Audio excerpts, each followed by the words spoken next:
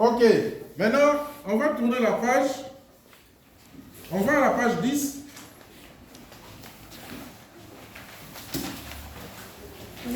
Page, non, plutôt page 8. Page 8 chez vous.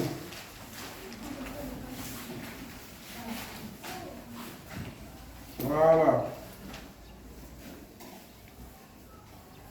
Nous allons constituer des équipes de travail. Mais ça, monsieur, je préfère que vous le fassiez après pour qu'on gagne en temps. Comme je vous ai dit... C'est un problème de combien d'élèves comme ça?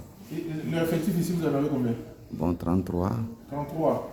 Vous pouvez créer 6 équipes de 5, 5.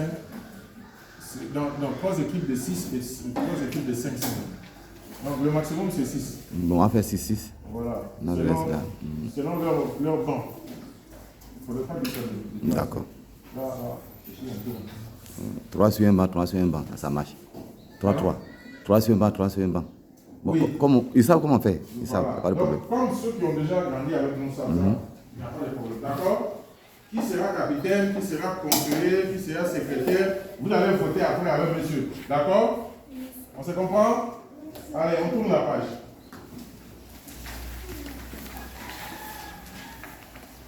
Ça, c'est pour chef de classe. Non, on est ici. Page 10.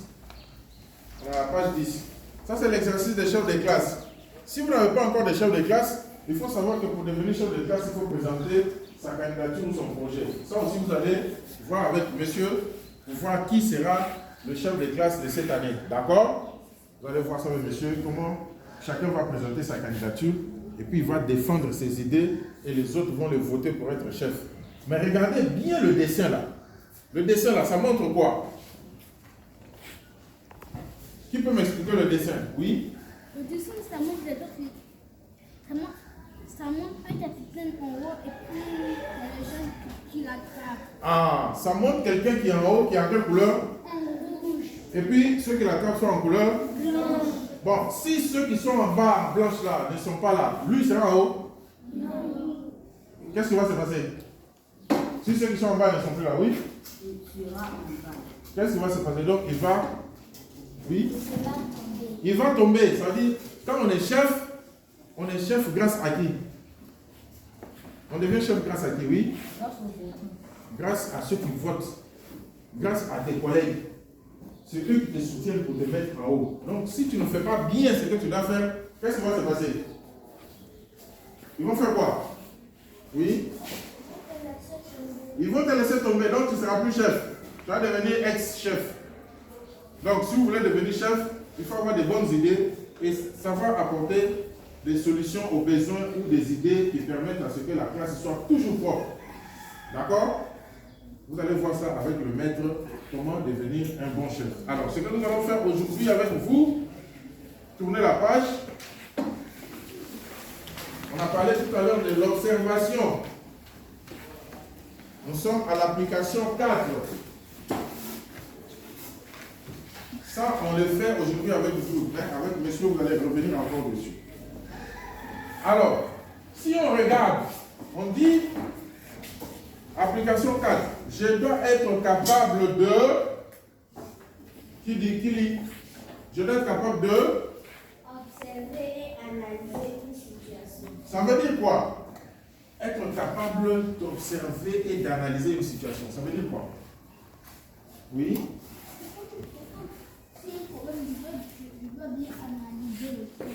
S'il y a un problème, je dois bien analyser. Tu manges quoi? Enlève ce qui est dans ta bouche.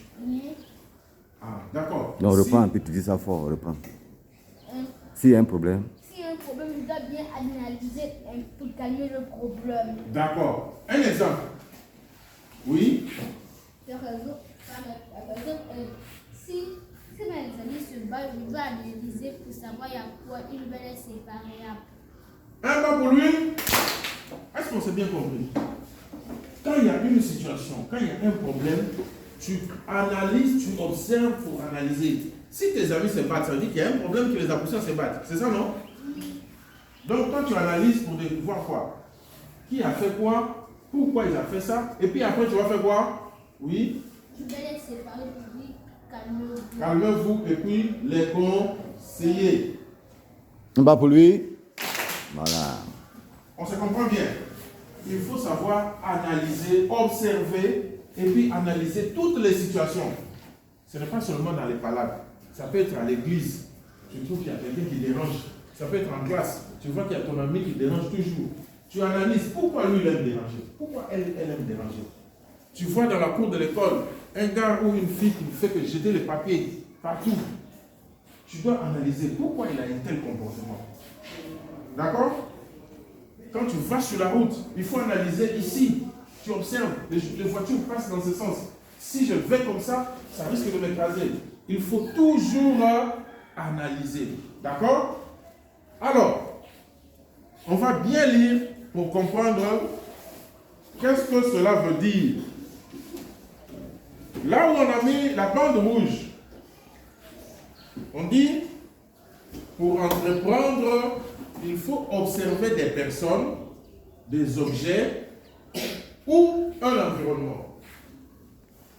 Entreprendre, ça veut dire poser des actions, oui, Surtout les actions qui sont justes et qui apportent une valeur, ça veut dire qui fait des bonnes choses.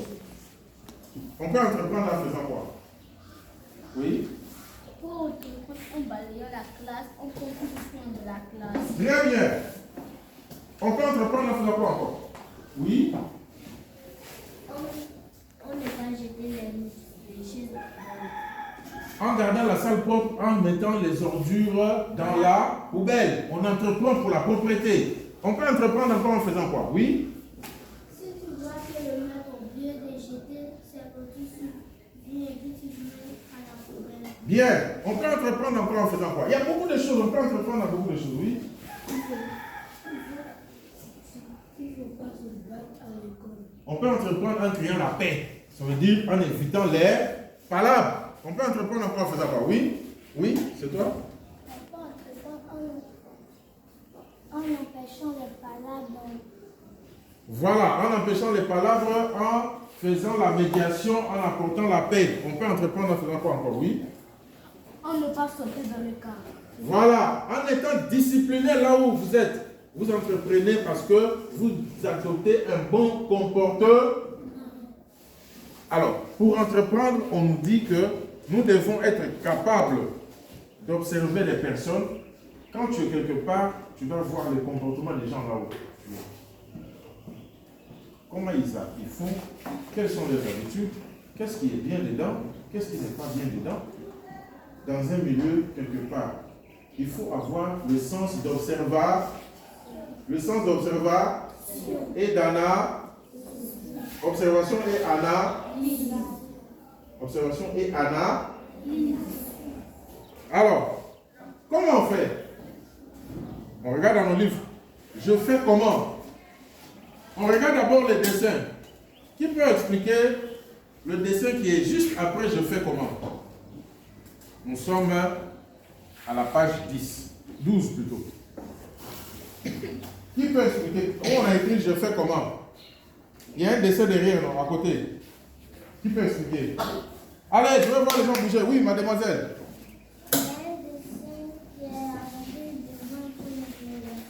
Il y a un monsieur qui a arrêté devant un point. Ça veut dire quoi? Qui peut expliquer? Ça veut dire oui? Il se pose une question. Donc, à chaque fois, il faut toujours se poser des... Alors, je fais comment? Maintenant, donnez-moi la deuxième image là. Ça, c'est quoi? La deuxième image, c'est quoi? En début de phrase, la deuxième image, c'est quoi? Je veux voir tout le monde bouger. Chacun a son livre. Je veux voir tout le monde bouger. Oui, la deuxième image. T'es sûr que c'est un télescope? Non. Qui dit mieux? Oui? La deuxième image, on voit des jumelles. Des jumelles. À quoi servent les jumelles? Oui? Les jumelles permettent De voir comment? Oui? Les jumelles servent à quoi? À regarder les gens.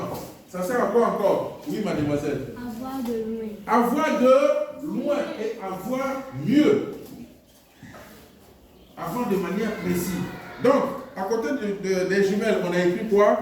Je regarde attentivement les hommes, les choses et les faits qui se déroulent autour d'eux,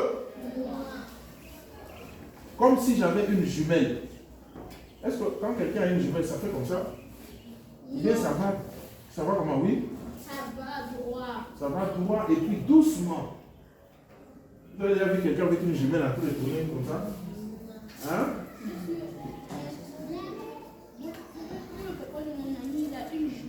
D'accord? Donc quand il prend la jumelle pour regarder, est-ce que vous le voyez s'agiter ou bien il regarde doucement? Je regarde droit et puis Il tourne pour ajuster, pour bien voir dedans.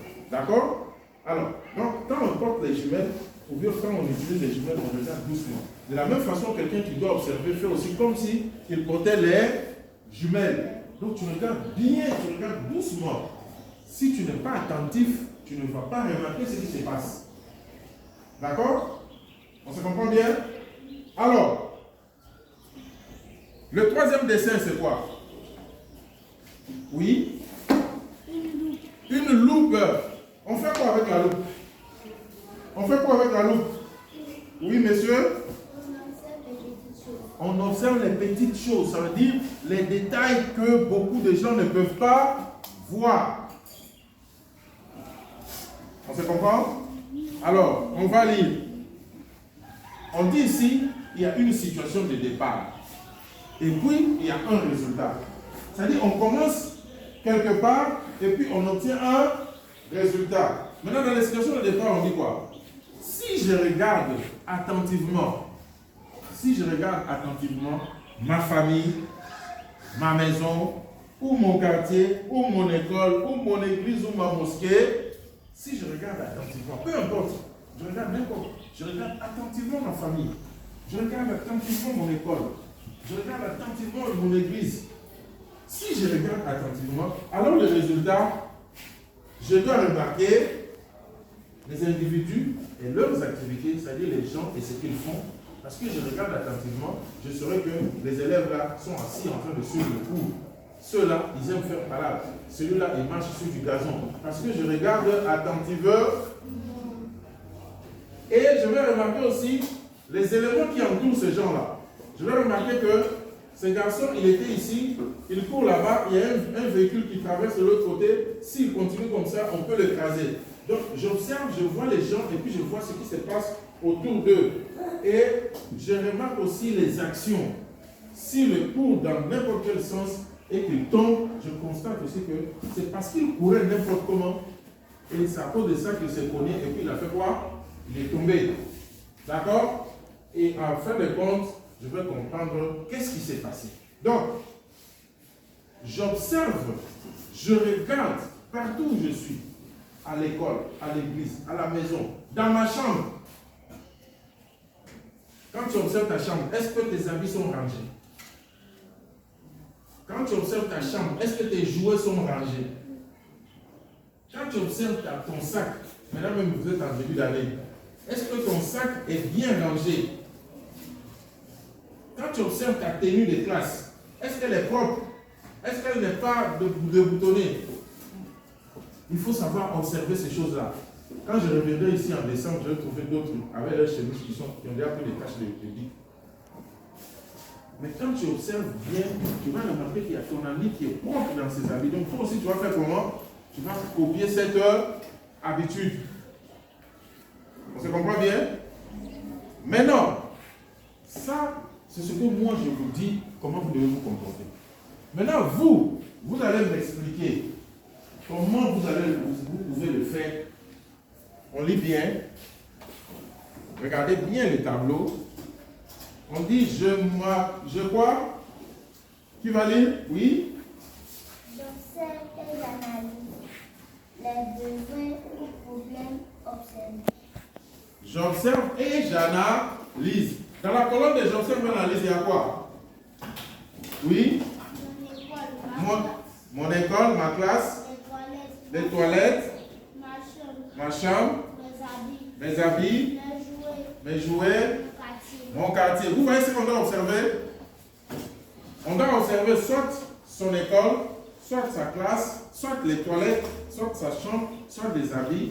Et puis maintenant, la deuxième colonne, on dit les besoins ou les problèmes observés. Parlons de notre école, mon école. Quand on observe notre école, quels sont les besoins qu'on peut trouver pour notre école? Ou les problèmes? Oui. Quels sont les besoins ou les problèmes qui se trouvent pour notre école? Notre école a besoin de quoi? Ou bien notre école a quel problème? Oui, monsieur? On doit entretenir les toilettes. Bien. Notre école a besoin de quel problème encore? De quelle solution encore? Oui? Notre école a besoin de la paix. Notre école a besoin de la paix. Pourquoi elle a besoin de la paix? Parce que... Oui? Parce qu'il y a des gens qui font par là. Parce qu'il y a des gens qui font par là. D'accord? Notre école a besoin de quoi encore? On observe notre école et puis on détecte quels sont les besoins qui se trouvent dans notre école. Oui? Notre école a besoin de la propreté. Donc, on doit faire quoi? Nettoyer la cour de l'école. Notre école a besoin de quoi encore? Oui? Notre école a besoin de discipline. Notre école a besoin de discipline. Donc, on doit faire quoi? Pour qu'il y ait de la discipline dans notre école, qu'est-ce qu'on doit faire? Oui? On devait respecter le directeur. Voilà, on doit respecter les directeurs. Oui? Notre école a besoin de bien travailler. Notre école a besoin de bien travailler, avoir des bons résultats, faire CP 100%, ainsi de suite. On se comprend bien? Donc ça, c'est dans notre école. Maintenant, ce qui sera votre devoir de la semaine. Chacun va aller. Vous prenez vos cahiers de notes ou de brouillons. Vous répondez. Quand j'observe mon école, je vois tel besoin, je vois tel problème. Quand j'observe ma classe, je vois tel besoin, je vois tel problème. Quand j'observe mes habits, je vois tel besoin, je vois tel problème. Quand j'observe ma chambre, quand j'observe les toilettes, on se comprend, non? Et puis, vous répondez, vous mettez au brouillon, après vous venez répondre sur chaque question, vous répondez sur sa colonne. On a demandé ici, regardez bien, ici on a dit mon école. Le problème, j'observe mon école. Donc les réponses pour mon école, j'ai écrit ça sur les 2 lignes qui sont avec mon école. D'accord? Je descends en bas, j'observe ma classe. Quels sont les besoins que je vois dans ma classe? Quel est le besoin dans votre classe ici? Qui a déjà observé? La classe a besoin de quoi? Oui? De la propreté. La classe a besoin de quoi? De la discipline. Voilà. Donc, ce que j'observe comme besoin de la classe, je mets ici. Et puis les toilettes. Les besoins pour les toilettes. Et puis ma chambre. Et puis mon quartier. On s'est bien compris? Qui n'a pas compris? Qui n'a pas bien compris? Donc, maintenant, si tout le monde a compris, qu'est-ce que je demandais de faire à la maison? Je demandais de faire quoi? Oui? Si j'observe et analyse les besoins pour ma classe, les toilettes, ma chambre, mes enfants, mes mon quartier. Donc, j'écris quoi? Qu'est-ce que je dois écrire? Oui? Je veux écrire la solution qu'on doit faire. Très bien. J'observe ma maison, mon école, ma classe, ainsi de suite. Et j'écris quoi? Les solutions. Je propose les solutions à tout ce que j'ai détecté comme besoin ou comme problème. D'accord? On s'est bien compris? C'est votre première leçon. Vous allez faire ça à la maison. Quand vous arrivez, vous présentez à papa ou à maman. Monsieur, au retour, dans la semaine, ça va être visé par les parents. Donc, quand vous faites votre devoir, ne le faites pas seul. Dites à papa ou à maman parce qu'à la fin, elle ou il doit viser pour dire vu avec sa signature. Et puis vous venez présenter au maître. On s'est bien compris? Vous avez 1 semaine pour faire ça. Donc, à l'entrepreneuriat, on le fait 1 fois par semaine. Donc pendant 1 semaine. Il ne faut pas venir le jour d'entrepreneuriat et dire que moi je n'ai pas fait. Hein? Parce que vous avez beaucoup de temps pour faire ça. On s'est bien compris, non? Chacun doit le faire parce que c'est pour toi-même que tu le fais. Ce n'est pas pour quelqu'un d'autre. Ce n'est pas pour le monsieur que tu fais, c'est pour toi. On s'est bien compris? D'accord. Qui a une question? Qui n'a pas bien compris et puis qui a une question? Il n'y a pas de question? Oui? Si on finit de faire l'exercice, alors parfois on doit signer. Oui, si tu finis de faire l'exercice, papa ou maman doit signer. Ou tonton chez qui tu habites, si tu n'es pas chez les parents. Mais ton tuteur ou ton parent. C'est où on doit signer. En bas. Ici seulement il met vu, c'est tout. D'accord? La date de truc, oui. Les toilettes, là, c'est de l'école. Non, les toilettes de l'école. Hein? Les toilettes dont on parle ici, c'est les toilettes de l'école. D'accord? Qui d'autre? D'accord. S'il n'y a pas de questions, on va terminer notre leçon avec la devise.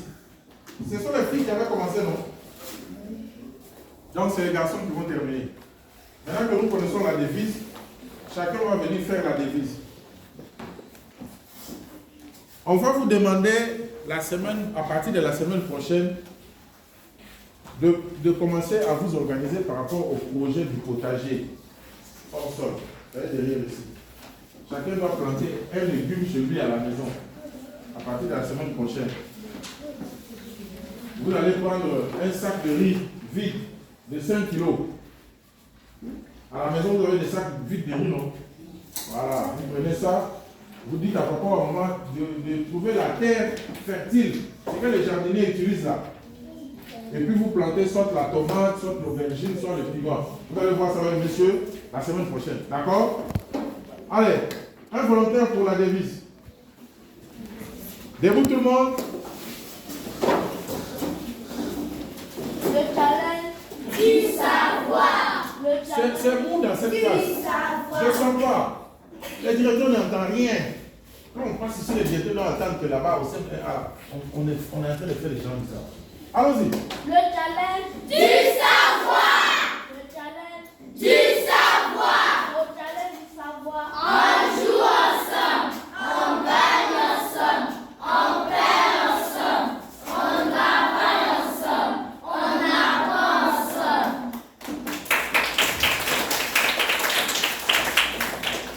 N'oubliez jamais de vous applaudir quand vous terminez votre devise. C'est pour dire que vous êtes content de ce que vous faites. D'accord? Ok. Pour aujourd'hui, on a fini. Et j'espère vous retrouver très bientôt